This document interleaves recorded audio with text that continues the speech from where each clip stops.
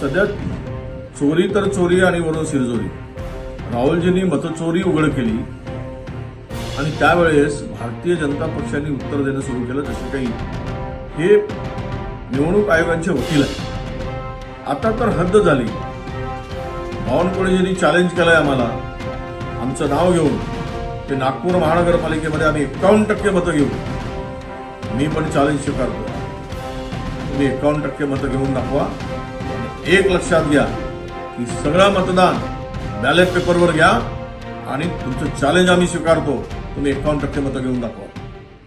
जर तुमच्यात हिंमत असेल नागपूर महानगरपालिकेमध्ये 51% मतं घ्यायची आणि तुम्ही इमानदारीने जर या निवडणुका जिंकत असाल तर होऊन जाऊ द्या दूध का दूध पाणी का पाणी. आणि बॅलेट पेपर निवडणुकीची तुमची हिंमत आहे का?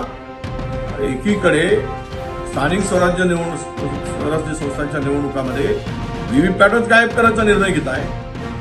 इथेच या संदर्भातली तुमची भूमिका इमानदारीची आहे की मतचोरीची आहे स्पष्ट होती. म्हणजे व्हीव्हीपॅट गायब करायचा वेळ जातो म्हणून आणि वरून 51% मतं घेण्याची भूमिका स्वीकारायची आमचं चॅलेंज आहे. चॅलेंज आम्ही स्वीकारलं आहे.